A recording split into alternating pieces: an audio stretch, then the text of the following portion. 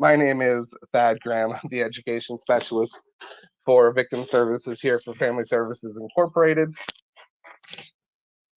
And today we're going to be looking at Human Trafficking 101. So as I tried to say earlier, January is National Slavery and Human Trafficking Prevention Month. So in this month of January, you will see us here at Victim Services and other organizations across the nation doing what we can to get the word out and spread the word on human trafficking prevention. So as you've seen, we've done many events if you follow us on social media, including the Red Sand Project, and we will be doing another event coming up tomorrow, January the 14th. It's Wear Blue for Human Trafficking Awareness. So please, if you can, wear blue, post it on your social media and tag us in it as well. If you don't want to do that and you still want to take the picture of you wearing blue, you can please email it to myself or any other of the victim service staff, and we'll make sure that gets posted on our Facebook to show your support. Why is it important? Well, it is important because, of course, human trafficking is happening and occurring everywhere. Even here in Blair County, we have victims of human trafficking, and we have people who are being extorted and coerced every single day. So it is very important that we do all we can to educate ourselves and to hopefully prevent people from being victimized. So, what is human trafficking? Human trafficking involves the use of force, fraud, or coercion to obtain some type of labor or commercial sexual act. Of course, this means that human trafficking is modern day slavery. Now, as I said before, there are two types of human trafficking. We have sex trafficking and we have labor trafficking. Sex trafficking as individuals perform commercial sex through the use of force, fraud, or coercion. Now, those three words are important. Under the age of 18, as you see below, minors under the age of 18 engaging in commercial sex are considered to be victims of human trafficking regardless of the use of force, fraud, or coercion. If someone is over the age of 18, for it to be considered sex trafficking, you have to prove the use of force, fraud, or coercion. Under the age of 18, commercial sex, it is human trafficking automatically. Above the age of 18, force, fraud, or coercion must be. Now, labor trafficking is the other type. Individuals perform labor or services through the use of force, fraud, or coercion. This includes situations of debt bondage, forced labor, and involuntary child labor. It includes people forced to work in homes as domestic servants, farm workers coerced through violence, or factory workers held in inhumane conditions with little to no pay. One of the things to remember with labor trafficking is it is notoriously hard to identify and convict unless it is an extreme case. If you would Google today labor trafficking, the cases you are going to see are the most extreme cases of labor trafficking. These are the ones that are going to be identified and going to be prosecuted. Unfortunately, we know that there are a lot of labor trafficking situations going on that go under the radar.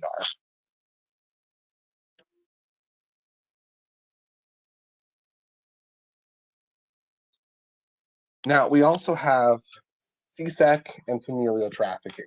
Familial trafficking is another type of sex trafficking. This is the type of sex trafficking that occurs when a family member becomes the trafficker.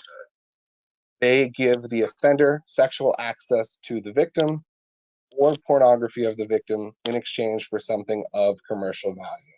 For example, drugs or money. And unfortunately, when it comes to familial trafficking, often it is drugs or money for drugs that is the reason that they are being trafficked. Now, it's not the only reason, but it is one of the most common reasons when it comes to familial trafficking. CSEC is the commercial sexual exploitation of children. It is the commercial transaction that involves the sexual exploitation of a child, such as the prostitution of children, child pornography, including live streaming sexual abuse, and the sale and trafficking of children. So CSEC is more of an all-encompassing term that includes everything from the trafficking of children to the trafficking of child pornography or the live streaming of sexual abuse.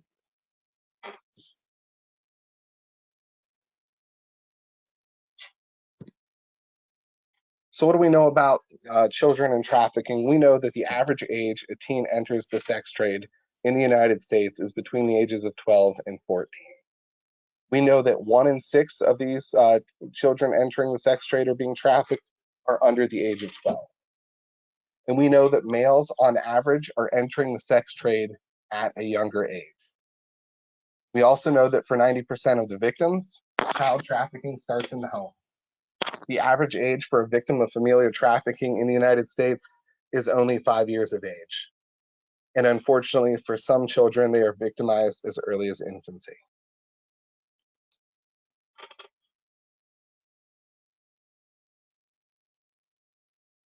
We also know that 74% of child trafficking cases involved sex trafficking, and a majority of those involved pimp-controlled prostitutes. A study in Chicago found that 56% of prostituted women were initially runaway youth, and similar numbers have been identified for the male population as well.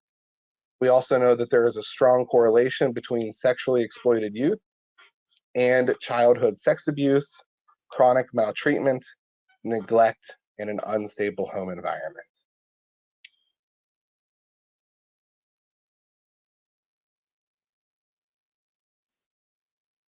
We also know that the number one place that predators find their victims is on social media sites. We know that 75% of victims report being sold online. The internet is the number one source when it comes to selling of these victims. The ability to advertise on the internet has allowed this crime to scale at a much faster rate. This is one of the fastest growing crimes across the nation and across the world today. 150,000 new escort ads are posted online every day. Mixed into all of those ads are children who are bought and sold for sex online. 1 in 4 victims who were advertised online reported more than 10 buyers per day. So let's think about that for a second. 1 in 4 victims who were advertised online reported more than 10 buyers per day. That means that 25% of these victims that are advertised online are being raped 10 times per day. Now, we understand the trauma of someone who is raped. Could you imagine someone being raped 10 times per day, every day, for years on end? The amount of trauma this person is going through.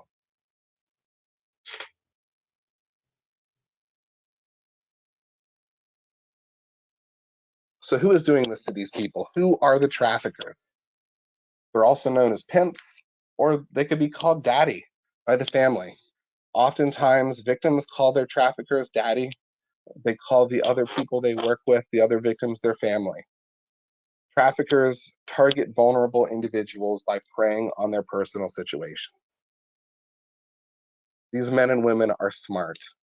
They lure and ensnare people into forced labor and sex trafficking by manipulating and exploiting their vulnerabilities. A trafficker can be anyone who is willing to exploit the vulnerabilities of another person.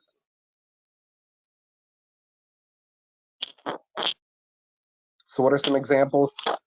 Examples of traffickers working out of brothels and fake massage business owners and managers. They can be employers of domestic servants. Of course, they could be gangs and criminal networks. They could be growers and crew leaders in agriculture. They could be intimate partners and family members, labor brokers, factory owners and corporations. It could be a pimp, or they could be small business owners and managers. Anybody can be a trafficker. And these are all examples of people who have been convicted of trafficking in the past. Businesses that are commonly exploited, you'll see advertising businesses, including online and print, airlines, buses, rails, and taxi companies, financial institutions, money transfer services, and informal cash transfer services, as well as the hospitality industry, of course, including hotels and motels. Labor brokers, recruitment agents, or independent recruiters, landlords, and of course, travel and visa passport services have all been exploited and are commonly exploited to traffic victims. So who is the buyer? Who is the one purchasing these victims? They're also known as Johns, tricks, or dates. And we know that 96 to 99% of these buyers are male. We know that they can come from all backgrounds, races, ages, and workforces. We also know that it's not uncommon for them to be married with children. The only common denominator in the profile of sex buyers is that high frequency buyers, those that buy on a weekly or monthly basis, generally make over $100,000 per year. And these high frequency buyers make up 75% of the sex buying market. That's the only common denominator that we see when looking at these buyers. They truthfully can be and are anybody. Most common, they're male, and most common, they're making around $100,000 or more per year. 60% of perpetrators of child sex abuse are known to the victim, but aren't family. 30% are family members, and 10% are strangers. So when it comes to child sexual abuse, a majority of the time, they are going to know exactly who is abusing them. Even if they're not related, they know this person. Only 10% of the time, they are dealing with strangers.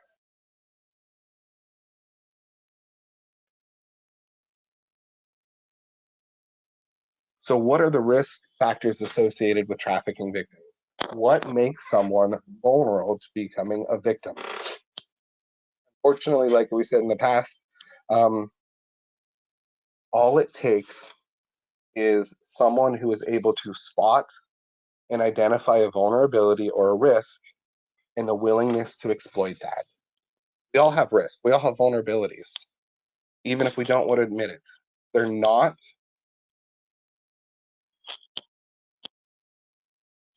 weaknesses. They're just things that make us vulnerable. For example, myself, my children could be used as a risk or a vulnerability. For most people, trafficking victims, there could be isolation. They're lonely. They're by themselves. They're going through emotional distress. They could be homeless. They could be a runaway or have a history of runaway. We see that 1 in 6 youth with a history of runaway become victims of human trafficking. Poverty, as well as family dysfunction, which means a history with child and youth services or child, youth, and family.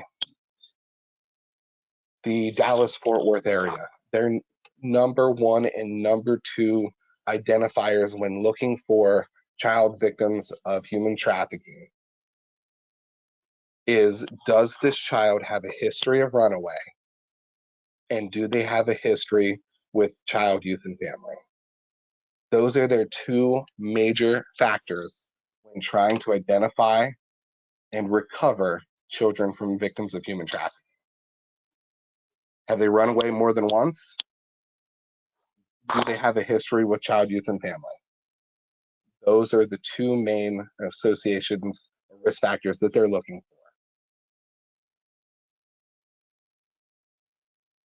Other risk factors could be learning disabilities, developmental delay, childhood sexual abuse, promotion of sexual exploitation by family members or peers, lack of social support, food insecurity. And this is something we're seeing a lot with COVID. We're seeing an increase in food insecurities, and we're seeing an increase in victims of sex trafficking because of these food insecurities, because of their parents not being able to provide for them, that poverty and homelessness.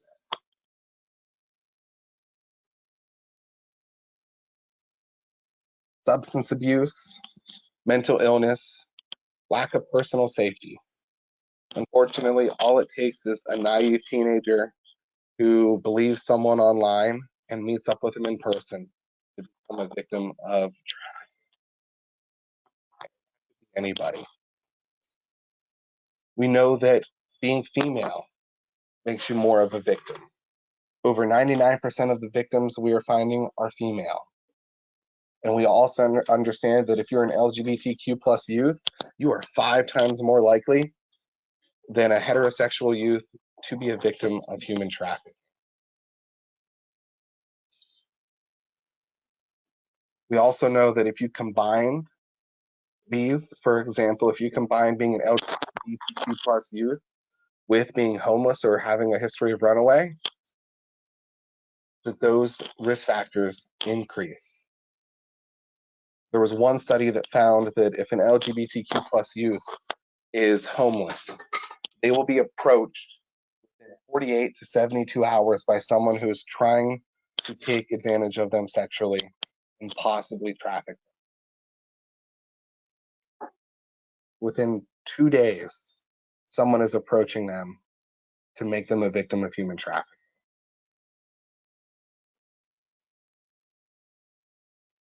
Some behavioral indicators: you'll see an inability to attend school on a regular basis or unexplained absences. Now, this can go either way, because if someone is a victim of familial trafficking, they may attend school on a completely regular basis. They may go to school and maybe be trafficked when they get home. They may be trafficked getting off the bus. There may be a sign that mom, dad, grandma, grandpa has set up that tells them, I get off the bus, I see this, and I have a job waiting for me. I'm going to be raped tonight. Frequently running away from home, like we said. A history of runaway is one of the major indicators. If someone is frequently running away from home, that means their home is unsecure. It's not a safe place. Maybe they're being trafficked at home. Maybe there's other underlying causes for this. References made to frequent travel to other cities. Bruises or other signs of physical trauma, withdrawn behavior, depression, anxiety, or fear. Lack of control over a personal schedule or identification or travel documents. You'll often see this with both sex trafficking and labor victims, where any forms of identification and travel documents are taken from them, and they have no control over those documents. They have no control over their personal schedule. They are told where to go and when to be there.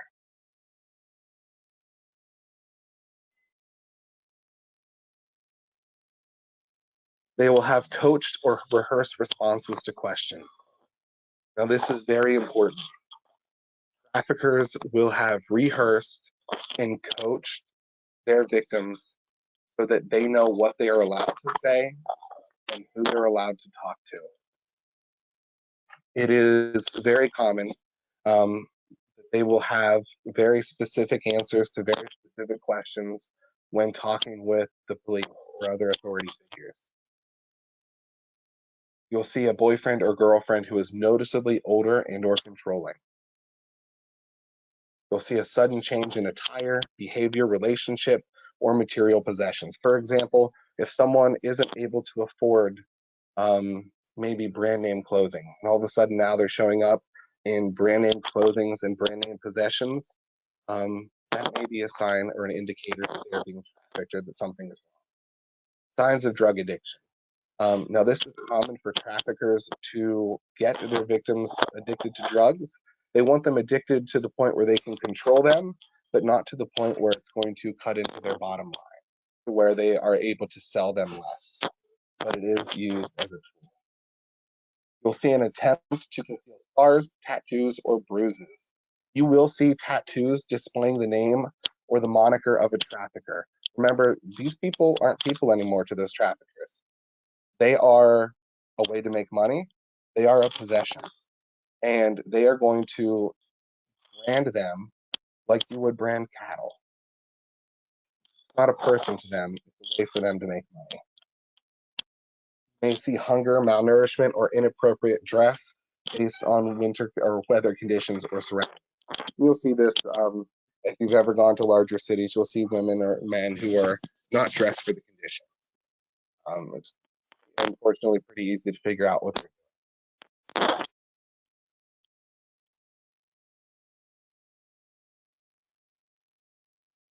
You can also see uncharacteristic promiscuity and references to sexual situations or terminology beyond age-specific norms. Especially when we're talking about familial trafficking, you'll see younger children who have more knowledge of sexual situations and terminology than they should. You may see a sudden change in attention to personal hygiene. This is common for victims of trafficking as well as sexual assault. They believe that if they do not bathe, they do not take care of themselves, they stay are not up to what we would consider normal personal hygiene standards, then they won't be abused, they won't be touched, they won't be raped. You can also see hyper or hypoarousal, usually the opposite of what their normal everyday acting is. So how do we assist the victim? We know that without intervention, these victims will spend up to 5 years. They will age out by the time that they're 18 or before. At that point, they will either continue to turn tricks, either on their own, or continue to be victimized and trafficked. They may also become a bottom bitch. A bottom bitch is a middle person between the pimp and the trafficking victims.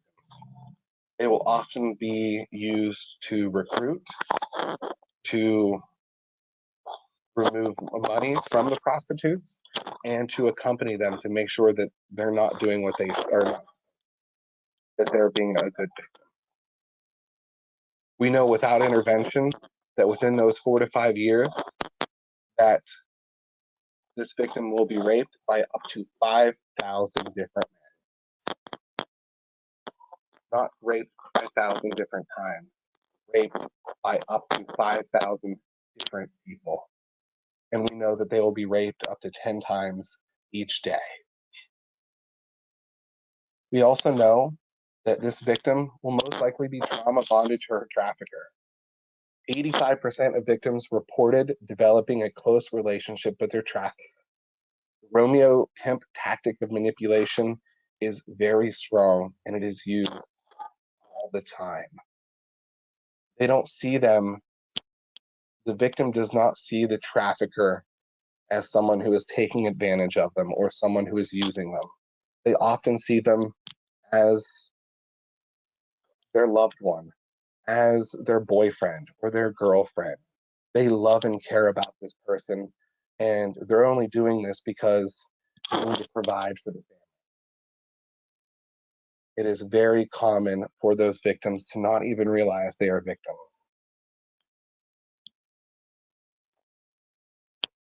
So what can we do? Moving forward, we can help build protective factors in our youth, help them to identify the risks and vulnerabilities that they have, and understand that there are some vulnerabilities that are out of their control. How do we help some maybe naive children? We can help them safety plan and plan ahead. Can risk be reduced? How can I reduce risk? We can help prevent them from putting themselves into risky situations. And if, for example, someone wants to still put themselves into that situation, we can help them develop a plan even from there to say, okay, I made a mistake, now what? For example, okay, I sent a nude photo of myself to this person online. Now they're trying to exploit me and make me sell myself for sex. Who can I talk to? Who can I go to prevent this from getting worse? On average, a child victim will have to tell up to 7 adults or receiving help. We need to stop.